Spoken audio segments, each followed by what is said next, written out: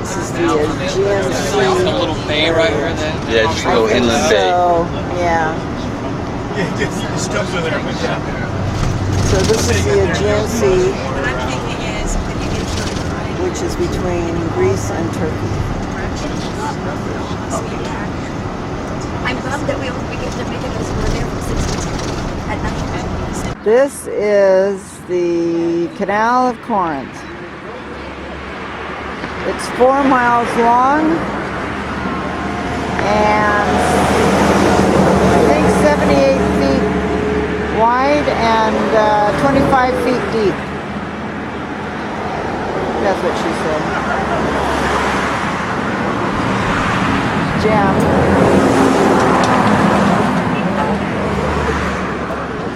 That was unbelievably scary. Is that right? Oh man. The water's cool looking. Isn't that pretty? Yeah. There's no protection, there's no that. I mean, you know, it's like, oh gosh. Now we're going through an area, either it is Corinth, ancient Corinth, or it's near it. It reminds us a lot of Croatia.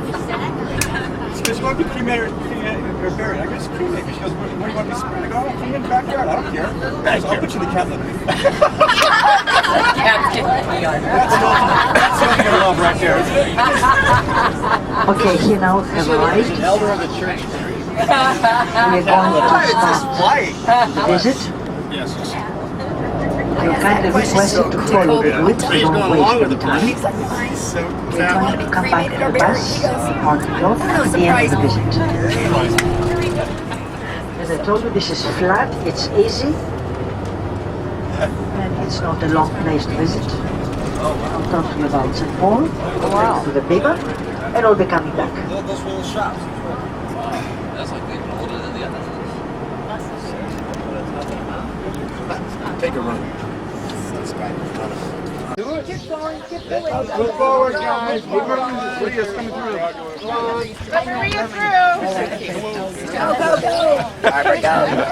Comes with the umbrella.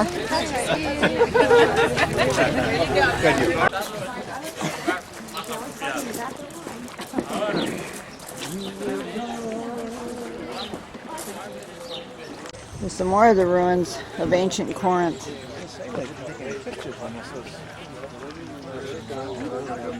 Do you have any map of Greece with you? Any maps? In the car, I mean in the bus. Well, I have a biblical. Well, just One at that store and they didn't have any out. well, just only I wanted to show you where Corinth is located. Okay.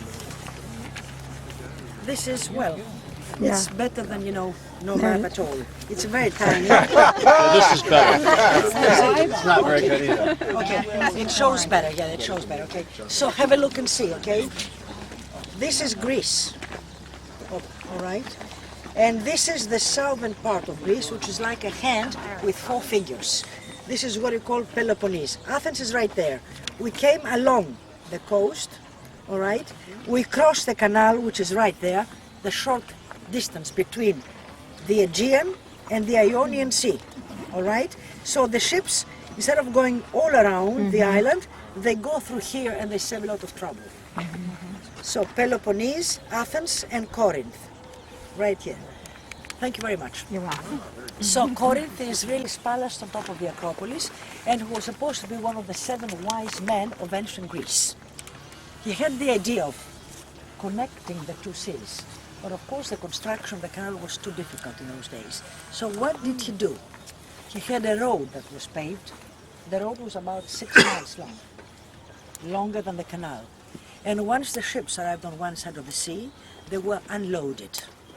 And they were put on wheels and they were dragged by the slaves from one sea to the other. That was a shortcut for the sailors, and they used to pay a lot of money for the shortcut. And that was the main income for the Corinthians, and that's where Corinth became a very big and a very international port. It had about 300,000 people. Oh my God. Athens, during its most glorious period, never had more than 250,000 people. So Corinth was quite exceptional. What was important? The bronzes and the pottery of the Corinthians were very well known. All right? And from the palace of the king, there's nothing that has survived up there. I'm talking about the 7th and the 6th centuries before Christ. This is just before Athens became the center of the country, okay? The protagonist. During the following period, the 5th century before Christ, Athens conquered, defeated, if you want, Corinth. And although Corinth remained a busy place, it was not anymore the glamorous port that it used to be. And you know that every civilization, it starts its way up, it reaches the top, the climax, and then the way down inevitably will start. So the same way the Egyptians came before the Greeks, the Romans came after the Greeks. We have the Greek way going up, slowly and gradually. It reached the 5th century before Christ, the climax at Tokyo, in Athens, and then within the same century the way down started. How did it start? Because of the jealousy of the Spartans to the Athenians. The Peloponnesian War was the beginning of the end. So the collapse is caused by internal reasons. The enemy from within, and the enemy from outside will follow, but usually it starts from within. So that was the case of the Greek history. And the Peloponnesian War was really terrible. It lasted 28 years. And at the end of it, both cities were morally and physically defeated. Although Athens was finally just conquered and defeated by Sparta. Anyway, we'll talk about all that sometime on the bus. You know, we have lots of time, I repeat, to spend together. And let's see now what happened. Where is Sparta located? It is on the southern part of Peloponnese. Okay. Exactly where it used to be then. There is a small Sparta that still exists today. Okay. So right after this classical period and this Peloponnesian War, we have the period of Alexander the Great, the following period, okay? And after that, we have the Romans that arrived here and conquered the country. The Roman period, that was a long period, from the 2nd century before Christ up until the 4th century after Christ. The first city that was destroyed by the Romans was this very place. The Corinthians, because they resented, they resisted the arrival of the Romans, and to set an example to the rest of the Greek cities, they just leveled it. Literally leveled the city. They killed most of its men, and women and children were sold as slaves to other countries. This happened, for those that enjoy dates, the year 146 before Christ. The Roman general Mumio arrived here and just did what he did. So this cosmopolitan and international place of Corinth remained for about 102 years, from 146 BC to 44 BC, completely dead, without any people, without anybody.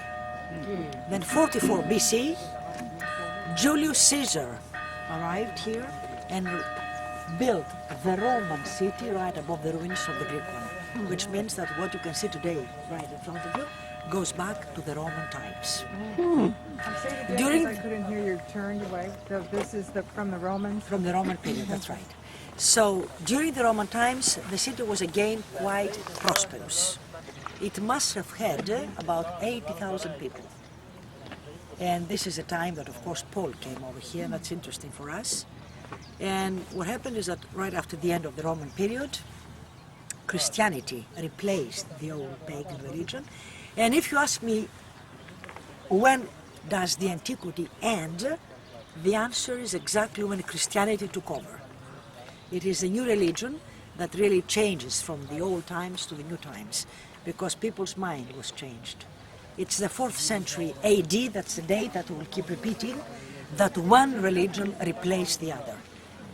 The very end of the 4th century, 395 AD, Theodosius the Great, or the Second, was the one who made Christianity the official religion of the country, and of course it has remained ever since. So people had no choice whether they liked it or not. Even those that were not converted to Christianity, they had to forget about the 12 gods and all the past. Many of the cities were abandoned. Many of the temples were destroyed. Many of them were converted into churches, like the Parthenon, as I mentioned yesterday. So Corinth was abandoned, and slowly and gradually earthquakes destroyed the site. This gulf on the other side has always been the epicenter of very many earthquakes. So it has been very many times destroyed. So if you were to come to Corinth at the end of the last century, the only thing you would be able to see were those columns, nothing else. Those 7 columns have been standing, as you see them, for 2,600 years. Wow. So, the rest is just completely covered up with dirt, and it was the American School of Classical Studies of Athens, the one that started the excavations. They've done a beautiful job. There was a certain Dr. Williams from Cincinnati. He has been here for 25 years. He retired recently. His Greek was almost as good as mine. And he left, he found very many things, and now someone else has taken over. What have they uncovered? Just the rectangular area, which was nothing else but the marketplace, or the agora, which, as we said yesterday in Athens, was the commercial, administrative, political, and social center of the city. The Acropolis was the religious center where the temple to Venus or Aphrodite was built, and this was just the marketplace.